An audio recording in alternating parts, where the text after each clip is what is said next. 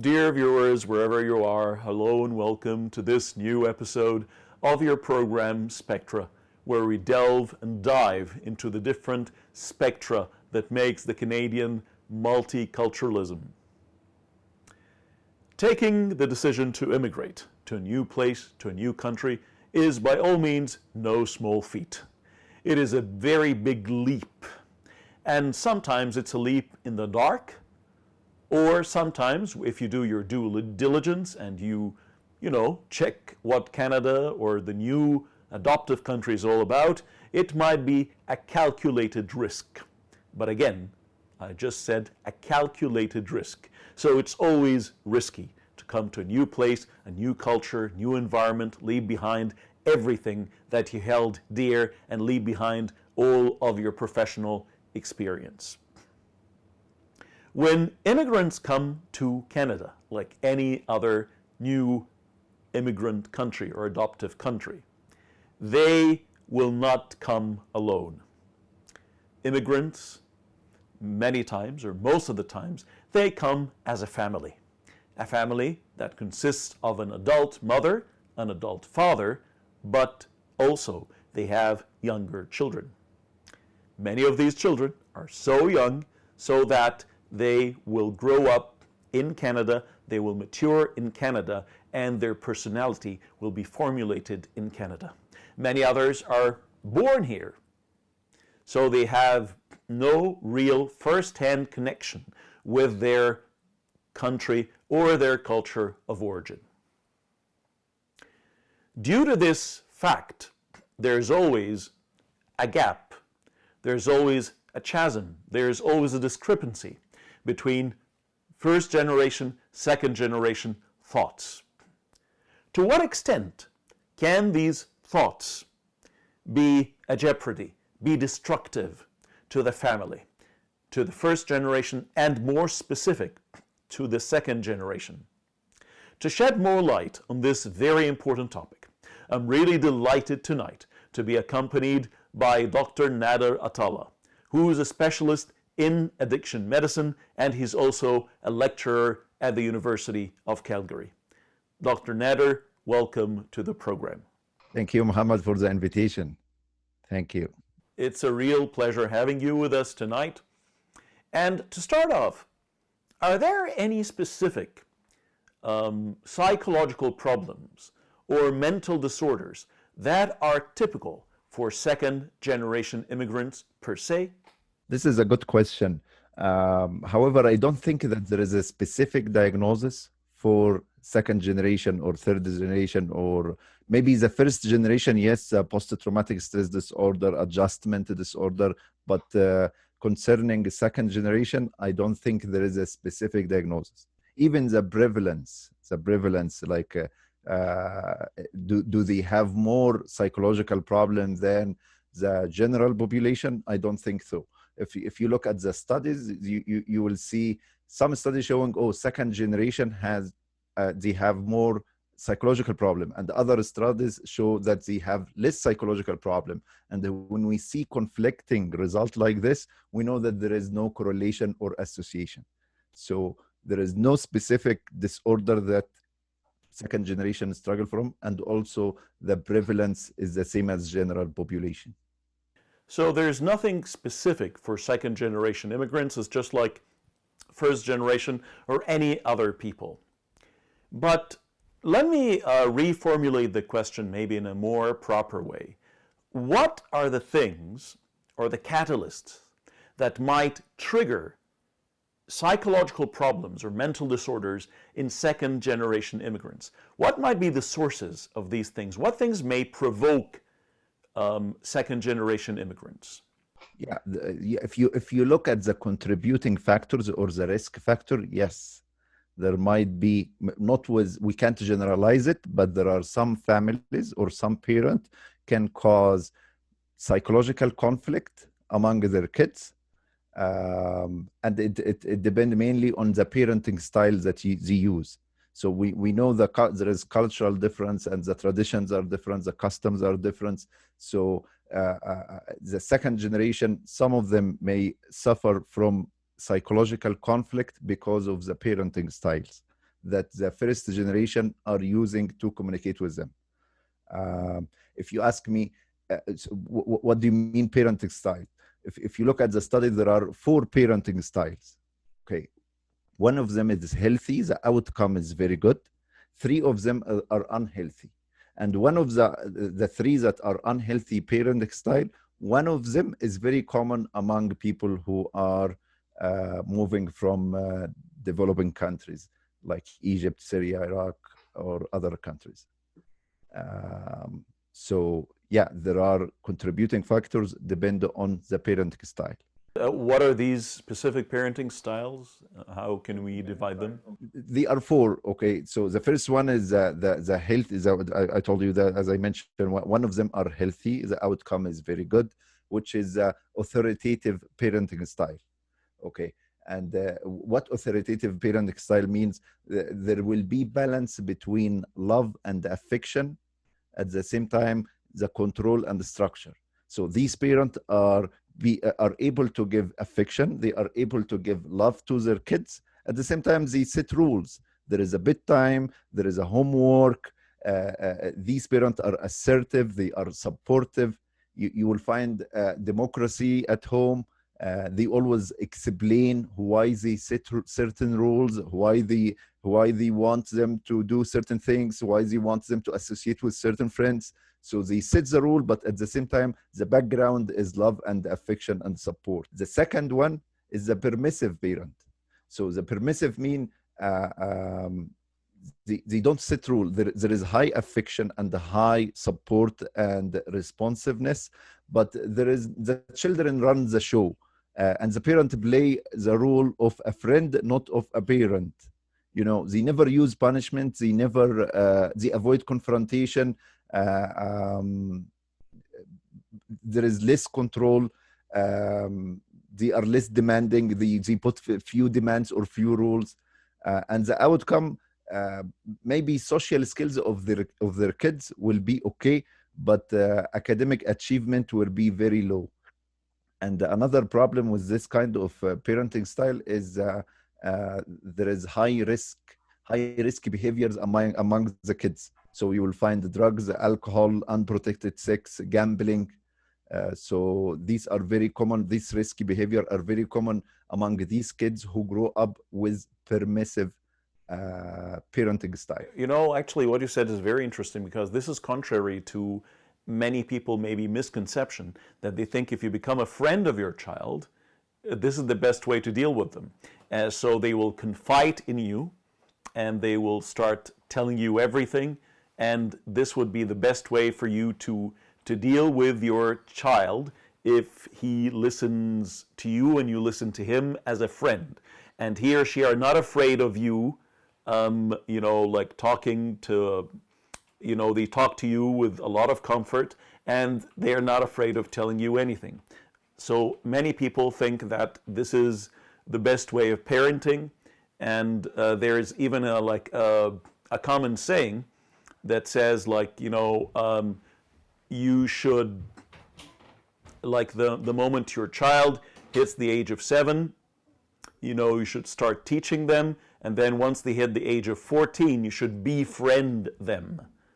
And so you become their body, their friend. So you don't become authoritative, and you don't have apathy toward them, like you don't care anything, but you talk to them like as a friend. But now you're saying something very interesting and very logical, because if you are a friend, friends can just give an advice. Friends do not have any authority or any way to dictate anything to their friends, which is something that is very important. Sometimes you must have this authority. Yeah, but you know, to be a friend, you focus on the emotional side of being a friend is fine, but still we need some structure, some rule as a parent. So it is always good to balance, you know, the 2 dimensions. Like, how did we classify these 4 parenting style? Based on 2 dimensions: the control and structure, and also the affection and the love and the communication. So we need to balance both. Yeah, sometimes, as you mentioned, sometimes, especially around teenage, I want to be more friend than a parent. And sometimes when they are 4 years old, I want to be more parent than a friend. But still, we are using two sides, two dimension to balance. Maybe some, depending on what conflict or what discussion or what is the problem, we choose which side we're gonna go up or down a little bit. But at the end, we need both rules and structures, and we need love and affection and communication and support. So the permissive, they don't have any structure. From day one, there is no structure. Okay, and this is a problem. At age 4, there is no structure, 5, 10, 14, 20, whatever it is. So we call this permissive. And based on the result of the studies, it shows that these people, yeah, social skills can be good with these people, but the academic achievement and the school performance is not that great, because there is no one told you, this is homework, this is the bedtime, these are the people you're going to hang out with, these are the activities, these are the sports you're going to practice. There is no. So because everything is permitted, the children are out of bounds. They don't have any borders. So it turns to be chaotic at the end, I guess. The third one would be the uninvolved patient, or sorry, uninvolved parent. Uninvolved parent, they don't have the two dimension. Okay, they don't have control and structure. Also, they don't have love and affection and the communication. So basically, they don't care. They just provide the basic needs, food, shelter, water. We are good. These people, like these parents, can be very neglectful, and there is a risk for also abuse, physical abuse, emotional abuse, and neglect. So this is another form of unhealthy parenting style, which you are not involved in all dimensions. There is no structure, there is no control. Also, there is no communication, there is no talking, there is no emotion involved, there is no relationship that we build. And of course, the outcome of this parenting style in both levels is socially, these kids will not be, they don't have high social skills. At the same time, their academic achievement is very low with uninvolved parent. The fourth one is the authoritarian. The authoritarian one, the parent, this is the one that is common among people who immigrate. If you ask me what are the risk factor, or what are the contributing factor, or what are the trigger for mental illness, this parenting style, which is there is a rules and there is a structure, okay, and you expect these parents will expect their order to be obeyed without explanation. They expect their beliefs and the tradition will be followed without any explanation. There is no communication at all. They always, I am an adult and you are a child. You just follow what I'm saying. Okay, so there is a structure, a strong structure, but there is no communication, there is no explanation, there is no love, there is no affection. And among our culture, there is a stigma about expressing your feeling. So lots of parents, they want their kids to study, go to activity, but don't express your feeling.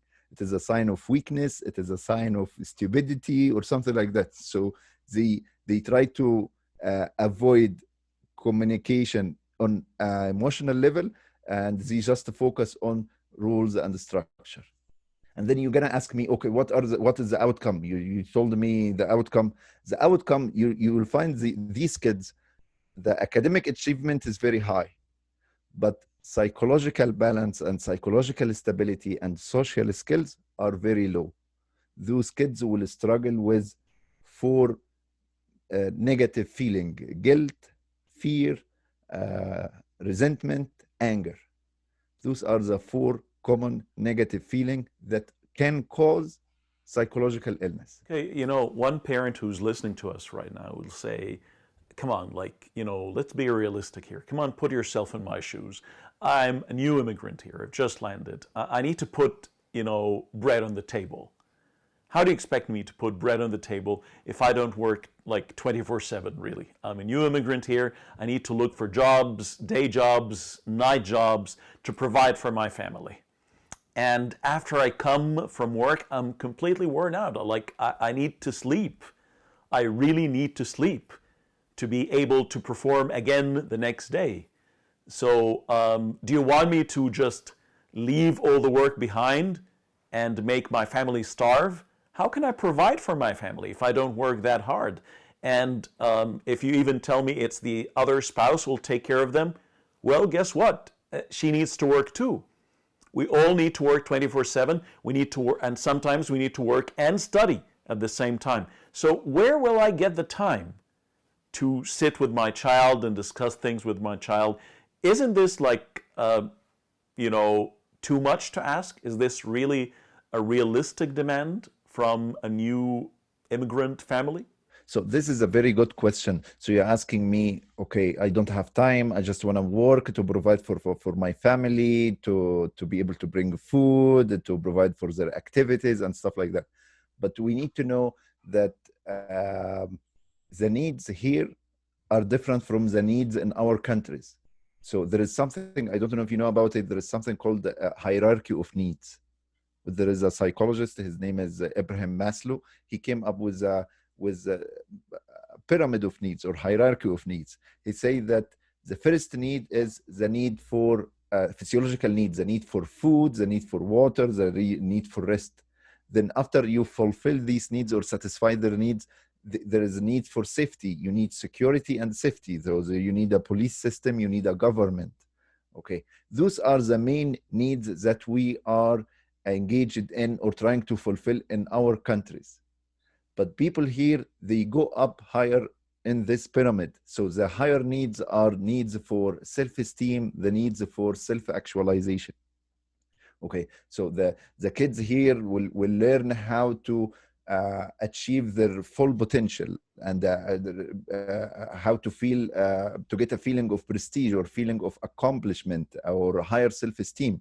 So they learn here how to communicate, how to resolve conflict, how to have a critical thinking. Not if anyone told you something, you need to think about it first. Check the studies. Not everything is written on the internet is right. You need to do some research and see what is the pros and the cons.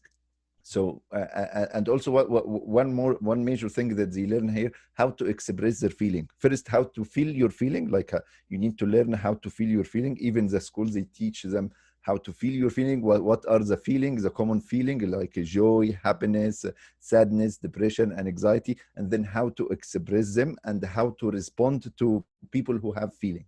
So we need to know that these are the needs here, needs for self-actualization, needs for building a self-esteem. Our needs back home are still around the physiological need to have food, make money, make sure my family is safe. I need to set rules and structure to protect them. But the kids from when they grow up here, they have a different needs. So we need to provide them with financially to support them, but at the same time, the emotional support is very important. So here you're pointing to something, and kindly correct me, like here you're pointing to something very important, and please correct me if I'm wrong. So like in the human brain, we have 3 levels of brain. So we have the reptilian brain, we have the limbic brain, and then we have the human brain. So the reptilian brain is just for the basic needs, like food, sex, like reflex actions to need for survival.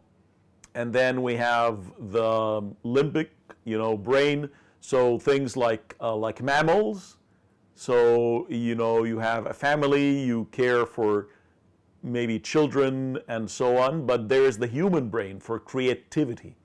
So you're saying that in many cultures where immigrants might come from, there is not much place for the use of the human brain. There is more use for the, like limbic or maybe reptilian brain. So the most important thing is for me to have a family, to provide food for the family. It's mostly like, food, sex, protection, authority, territory, control of a territory. But things like, self-esteem, reaching your full potential, seeing the purpose of life, choosing your own path, is these are new terms or unknown terms in many cultures. And here is where the big difference comes from. According to Abraham Maslow, so when you satisfy one of these needs or fulfill the certain needs, you jump to the second stage, then you jump to the third stage. So the kids, when they grow up here, you're talking about the human brain. Yeah, it's called the prefrontal cortex. The prefrontal cortex is the area responsible for critical thinking, reasoning, planning. So the model in communication here is active model. The model of communication in our culture is active passive model. So even among the doctor and patient, so the doctor and patient in our countries, when the doctor says something, the patient follow. Okay, they don't negotiate, they don't ask why, what are my options, they tell me the pros and the cons, advantages or disadvantage. So the patient expects that the doctor know more than be better than me, and he's gonna tell me what to do. Is the surgery is better or medication or do some blood work or what? But here, when you go see the doctor, then the doctor tell you, okay, you have high blood pressure. Then the doctor would ask you, what do you think? What is your biggest fear, and what do you think we should do now?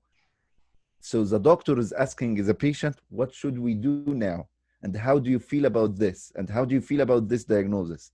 You know, like, because I speak Arabic, and I have patients who come from different culture. So the Arabic culture and the people who are like grow up in Canada. So even my question when I ask about something and when I bring a diagnosis is completely different, because I know that in our culture it is active passive model. But in the culture here, for people who grow up here, it is active. So I need to ask them, what do you think we should do? Because sometimes, okay, we need to do surgery, but the patient prefer to do medication. Or I need to give them medications, he'd ask me if there is a surgery for it or not. But so the expectation in our culture is completely different from the expectation here. So you need to know that you need to have a communication with your kids. If you set a rule, let's say you ask them, you need to fast Ramadan, for example. You need to fast Ramadan. You need to tell them why we need to fast Ramadan. Is fasting Ramadan this good or bad? So you need to be, and you need also to include science in the discussion. So fasting Ramadan or Lent, like, so where they're like Muslim or Christian background, like, you need to explain to them why. So it's not only fast Ramadan, fast Lent, do it this way, and that's it. End of story. With casual relationship, if a kid asks you, oh, should I have a boyfriend? Should I have a girlfriend? Why not? And then you ask them, no. Like Islam or Christianity or Judaism doesn't agree with this stuff. There is no premarital sex. So we don't have this kind of relationship. You need to say why, and you need to explain. This is and then the question will, you ask me, what if I didn't explain? I don't have an explanation. This is what I learned from my parent. This is, I would like to teach my kids these rules and these traditions and these customs. I don't want to explain.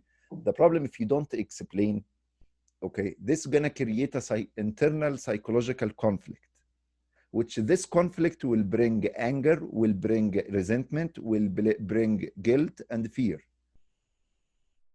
So if, for example, if you tell if you ask your kid, you need to fast Ramadan, and then other kids at the school, they are not fasting Ramadan or fasting Lent or whatever,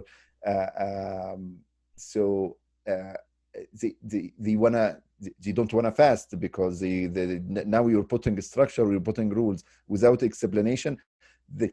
They will feel, okay, if I follow my dad, I'm not like the other kids or my friends, and if I follow my friends, my dad will not be happy. So at the background, you will creating a guilt and shame and sense of isolation and fear.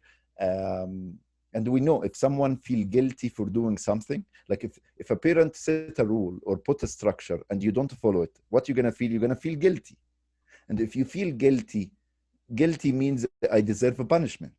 Even subconsciously, I feel guilty. I'm not going to be expressing it. I feel guilty deep inside. This means I deserve a punishment. And if this make me feel deserve a punishment, I'm talking about stuff mostly happens subconsciously. If I feel guilty, I deserve punishment. And if I deserve punishment, this will trigger fear. So I will have fearful thoughts and fearful feeling. And if I hear fearful thought and fearful feeling, this will trigger hate, because things that we are fearful about or fearful of, this will, we hate it or we hate them. And when we have hate, okay, hate bring anger. So you see, we are working around four major negative feeling: guilt, which leads to fear, which result in anger, hate, which hate will end up with anger. And those are the negative energy that cause psychological illness. Okay, when you intensify these feeling, you get clinical depression, anxiety, obsessive compulsive disorder, addiction, and so on. We will definitely go deeper into this issue here, but what I want to bring up is many parents, when they come here to Canada or to their new adoptive country, they would always resort to their ethnic silo or bubble, and they would resort to their like self-made ghetto. They just stick with their group. But the problem here again is that they would also immerse their child into this group. And many of them would choose to send their children to specific schools that, sort of delivers education according to their own cultural background.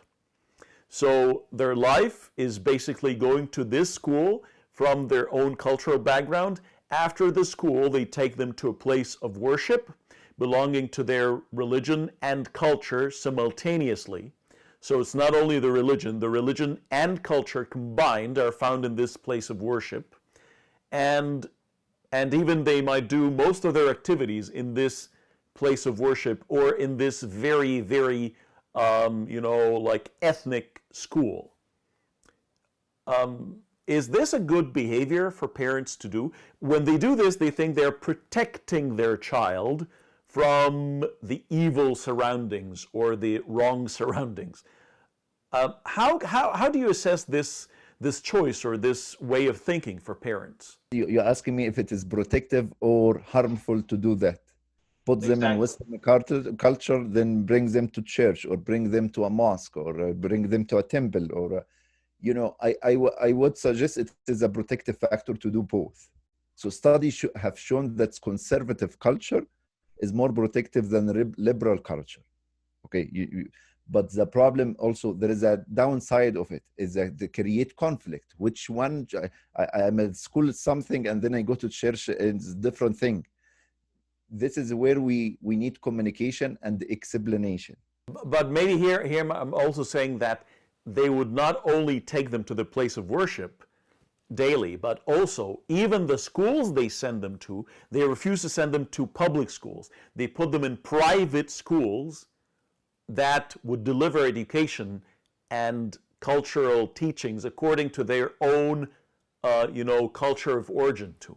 No, I wouldn't agree. No, I wouldn't agree on a complete bubble. You keep them in a bubble and you want them, okay, learn this stuff in a let's say private Christian school, and then they go to churches. Then when they hang out with the people, with Egyptian people who come from the same culture.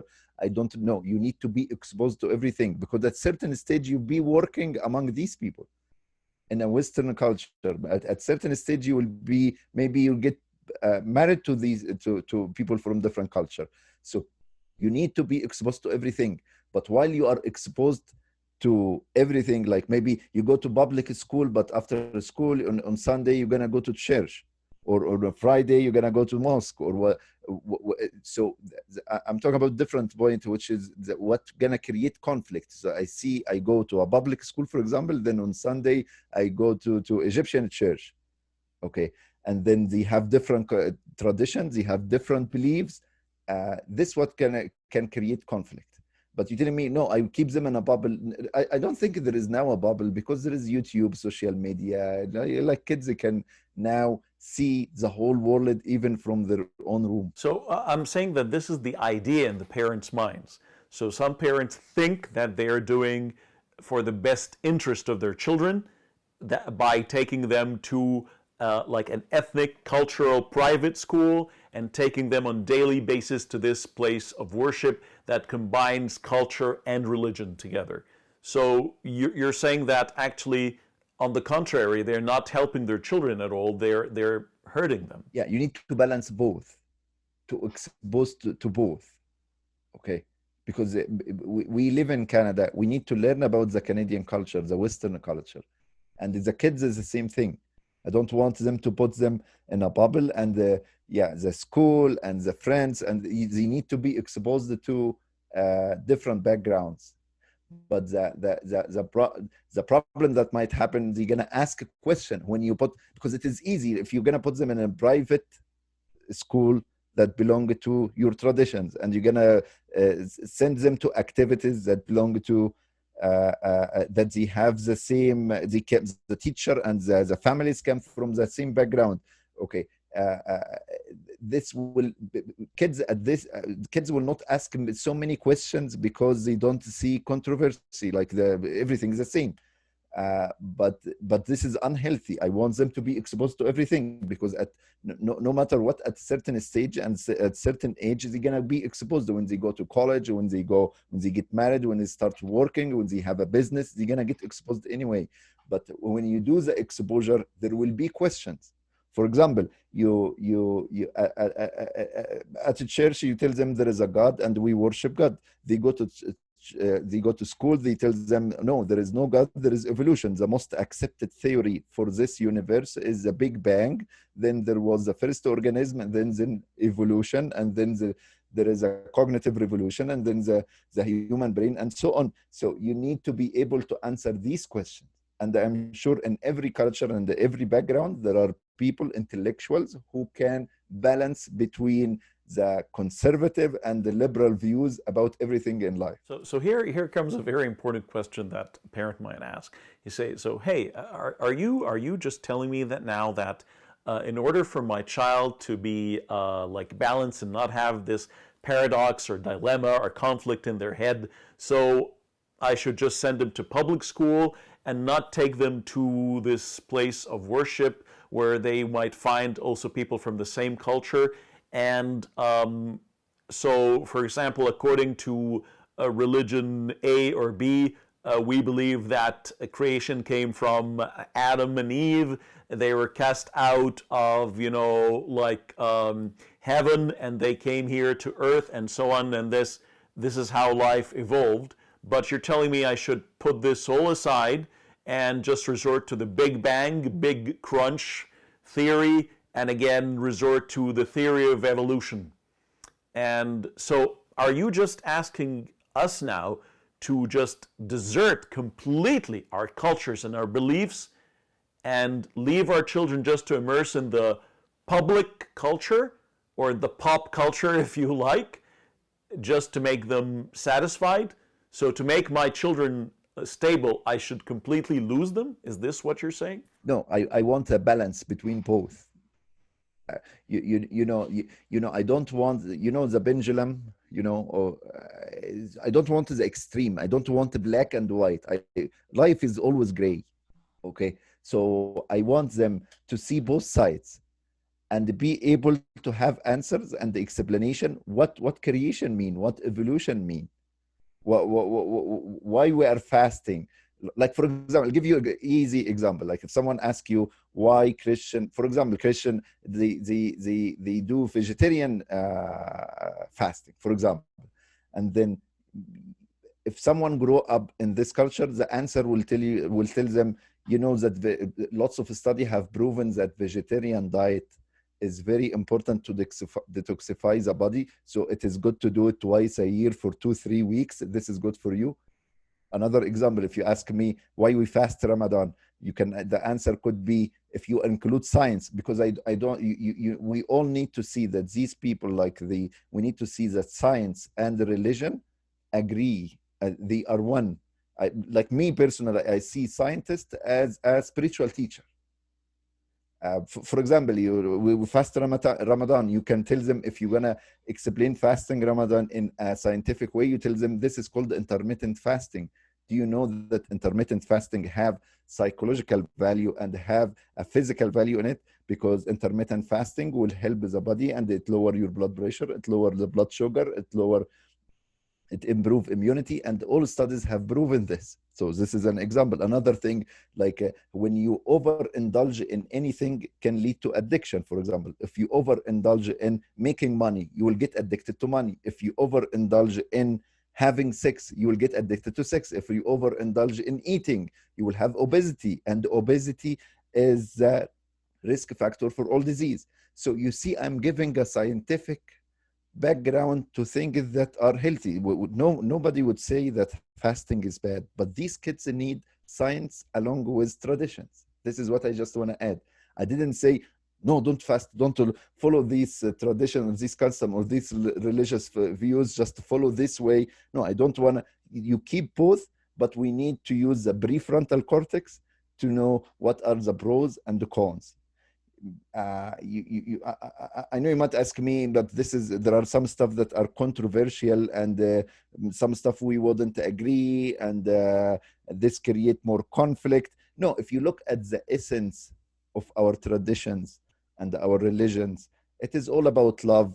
It is all about letting go. It is all about, compassion. It is all about kindness. So these are the meaning that we can focus on while we are teaching our kids our beliefs and the traditions. And now here comes this very fine line, really, because second generation immigrants might always find themselves between the hammer and the anvil. The hammer being like the teachings of their culture of origin, the teaching that they get at home from the parents, but the anvil is like the pop culture, the culture that surrounds them everywhere in Canada or in their new adoptive country. A very controversial issue, for instance, like sex education or something like same-sex marriage. And this is part and parcel of the Constitution of citizenship rights. Full respect and rights for all genders. Just like there's full respect and rights for all cultures, for all ethnic groups, for all religions. There's also full respect for all genders. Again, freedom of belief. Like we do not, like on our ID cards or like driver's license, there is no religion put, like in many other cultures, many other countries where they put their religion.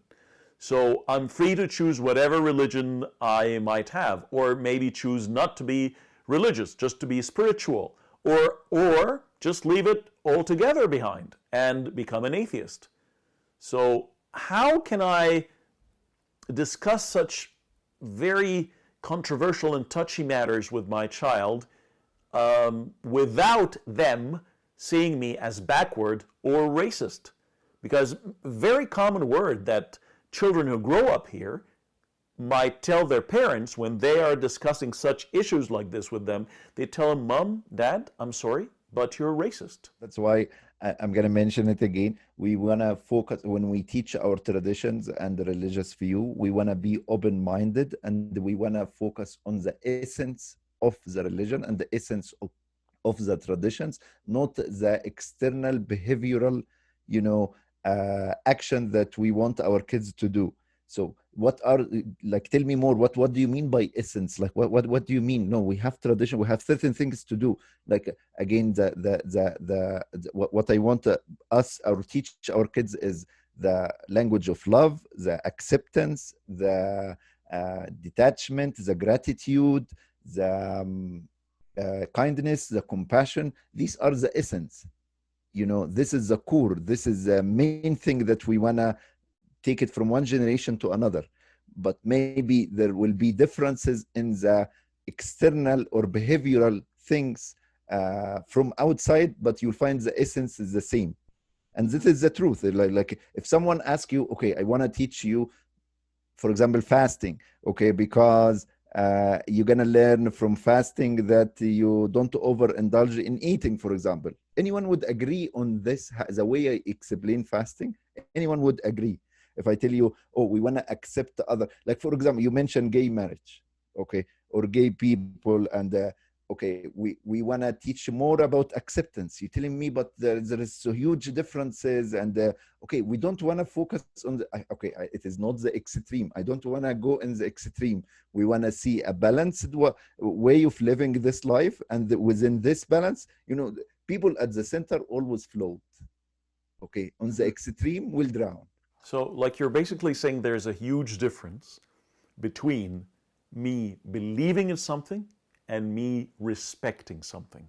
So, if I respect something and I interact with it, does not necessarily mean that I personally must believe this kind of behavior, this kind of life. But nevertheless, even, however, like, even if I do not believe that this is the best way to do it, this should never ever be an excuse for me to disrespect it. So respect is not optional. Respecting and treating everyone with respect and preserving their dignity is a must for each and everyone, regardless of whether you believe or disbelieve, because freedom of belief and thought is something guaranteed by Constitution. But again, what is guaranteed is respect. Again, you're free to think whatever you want as long as these feelings and thoughts of yourself and beliefs do not hurt the other person's dignity or rights. Yes, acceptance, but you don't have to approve their behavior, but there is still acceptance. And the compassion and the love and the kindness and the forgiveness, all these are the essence of all of our tradition. And I think these are the things that we should focus on. And you ask me, okay, I'm sure, because I know lots of them in every tradition and in every culture and in every religion and in every background, there are intellectuals who can do this balance. So not the extreme like this, to be in the center. There are people who have answered for this second generation to prevent the conflict, because the negative influence or the negative impact of the conflict is huge. I told you the four: fear, anger, resentment, hate. When people have these feelings, you know what they do? They repress them and suppress them. This is a defense mechanism. When we have overwhelming feeling like this, we tend to repress and suppress this feeling, we hide them. And when studies have shown, when we hide them, it leads to psychological problem and the physical problem. The psychological problem, like clinical depression, clinical anxiety, also leads to physical problem, cancer, high blood pressure. It lower our immunity. It cause headache, blurring of vision. So when we do these when we have overwhelming feeling and we suppress them, it causes psychological and physical problem. So last but never least, really, is they always say that actions speak much more than words. So I might sit with my child and preach and lecture about multiculturalism, mutual respect, love of the other, open-mindedness, and so on and so forth. But my child sees that I have friends who are only from my cultural and religious background. So I keep telling my child, yeah, you have to befriend everyone, respect everyone, so on and so forth. But they see my actions speak something very different. I have a very rigid point of view about things. I might be a bigot, really hard-minded, stiff about things in my behavior. I only have friends from a specific cultural and religious background, and that's it. So my child will start thinking, Dad, you don't practice what you preach. I'm sorry, this is hypocrisy. So isn't it important that parents really have to practice what they preach? Or is it just enough for you to teach your children to be open-minded, respect the other, love other cultures, while you don't practice this at all? We call this in psychology double message. When you ask your kids to do something and you do a completely different thing. The problem in the Western culture, it's not a problem, it is our problem, is that those kids, again, they are trained to see and critically analyze things. So they can right away, in a second, they know that you are preaching something and you are not doing it, that contradict with your action. So character building is very important in Western education. So a child is not ready to be spoon-fed information. They must analyze it, understand it, and make their own opinion about it. Yes. And you know this what gonna cause, if you ask me at the beginning, what are the risk factor or contributing factors that can trigger mental illness? This is one of the major things, because it's gonna trigger negative feeling, it's gonna trigger conflict. And you know, I work mainly in addiction. I have seen lots of the second generation, they use escape as a way to handle their feeling. And so they use drugs, they use alcohol, they use Netflix, they use YouTube, they use overeating, they use undereating, they use cutting, even cutting. You know, some people get addicted to cut their hand just to alleviate or distract from the emotional pain. So what you do, if you preach something and you don't do it and it doesn't agree with your action, you are in your kids, you're gonna create a conflict. Some people would argue, no, we grew up the same culture, there was no problem. Yeah, but the education here is very strong. It teaches the kids to be able to identify and scan the differences between your wording and your action, what you say and what you do. So another problem you ask me, yeah, because this is, I see it all the time, because I see first generation, I see also the second generation. Sometimes I told you about repression, suppression, and escape. Also, sometimes these kids, they do the complete opposite. They keep complaining about these feelings. So when they have this conflict and they feel guilt and the fear and anger, they just keep talking and complaining about these problems.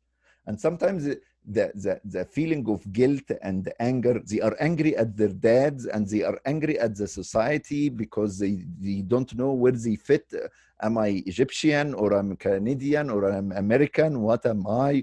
Who am I? What should I do? Like, this conflict create negative feeling, and this negative feeling, they start projecting it around them. Like, they start another defense mechanism, which is projection. And also it started to color their world. And you see, I don't know if you believe in the quantum physics, when if you have, or we call it law of attraction or self-fulfilling prophecy. If I am a loving person, I will find myself surrounded by loving situations. If I'm a fearful person, I will be surrounded by fearful situations.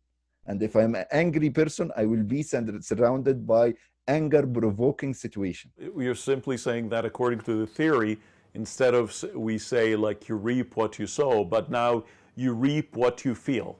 So yeah, like you'll be surrounded by whatever you feel. So if you have this openness, this, like, you're very optimistic and loving and caring, you'll be surrounded by a similar environment.